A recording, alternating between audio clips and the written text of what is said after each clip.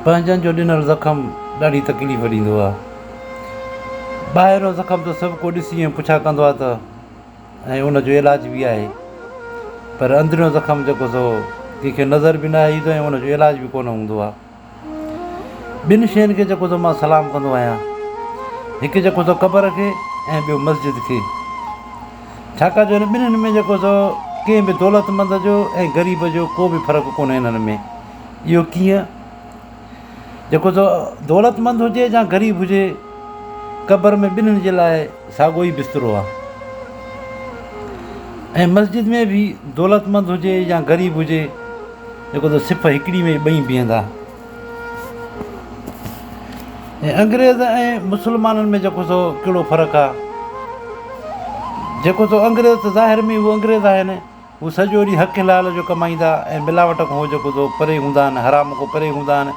पोइ राति जो वञी जेको सो हक़ लाल जे पैसनि में शराब वठी पीअंदा आहिनि। ऐं असांजा मुस्लमान जेके आहिनि पाकिस्तान वारा, सॼो ॾींहुं करप्शन कंदई, ठगी कंदई, हर शइ में जेको सो मिलावट कंदई, माना सॼो हराम कमाए ऐं पोइ वरी वञी ख़ैरात करे माण्हुनि खे सॾु ॿुधाईंदा असां जेको सो अलाह जे नाले ते असां ख़ैरात था कयूं, यानी की हराम जे पैसनि मां। अंग्रेज़ जेको सो लुंडा कपिड़ा पाईंदा आहिनि ऐं असां जेको सो उन्हनि ते खिलंदा आहियूं, हे लुंडा कपिड़ा था पाइनि, पर पोइ बि उन्हनि में केॾो न जेको सो प्यारु आहे, उन्हनि जी दिलि में जेका त ॿियाई न आहे, उन्हनि जो केॾो प्यारु आहे पाण में। ऐं असां मुस्लमान जेके आहियूं पाकिस्तान वारा, जेको सो ड्रिघा कपिड़ा पाईंदा आहियूं, मोकरा कपिड़ा पाईंदा आहियूं, पोइ बि दिलि में जेको सो मुनाफ़िक़त रखंदा आहियूं ऐं असां सॾाईंदा आहियूं त जेको सो असां मुस्लमान आहियूं।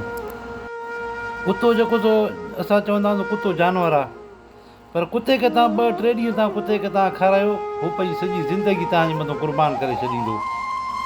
ऐं तव्हां इंसान खे 5-10 साल तव्हां उनखे खारायो, पोइ बि तव्हांखे छॾे हलियो वेंदो हो। ऐं कुतो जेको सो बेज़बान आहे, पोइ बि जेको सो प्यार खे सम्झे थो, ऐं इंसान खे जेको सो ज़बान आहे, पोइ बि उहो प्यार खे कोन थो सम्झे। कुते खे अगरि जो कावड़ ईंदी आहे, उहो पंहिंजे कुतनि ते भौंकी ऐं जेको सो पंहिंजी कावड़ खे ख़तमु करे छॾींदो आहे।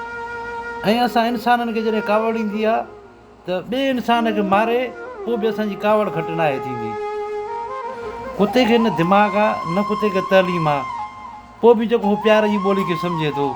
इंसान वटि दिमाग़ बि आहे, तइलीम बि आहे, पोइ बि जेको सो प्यार खे कोन थो सम्झे। अगरि तव्हांखे को सचु चवे थो ऐं तव्हांखे जेका त रोक टोक करे थो ऐं सचु तव्हांखे ॿुधाए थो ऐं सचु चवे थो, त तव्हां ख़ुशि नसीबु आहियो। अगरि तव्हांखे को सचु नथो चवे ऐं तव्हां का रोक टोक नथो करे, सम्झो तव्हां लिंधणका आहियो। छो जो जंहिं बि बाग़ जो जेको सो माली नाहे हूंदो, मालिकी नाहे हूंदी बाग़ जी, उहो बाग़ उजड़ी वेंदो आहे। ऐं घणियूं औरतूं जेको सो बेवकूफ़ हूंदियूं आहिनि, पंहिंजे मुड़ुस खे जेको सो नौकर करे ऐं पाण नौकर जी ज़ाल थी वेही रहंदी आहे।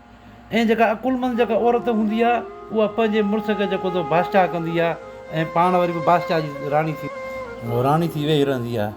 तव्हां सभिनी दोस्तनि जी महिरबानी। अगरि वीडियो पसंदि अचे त लाइक ऐं शेयर कजो।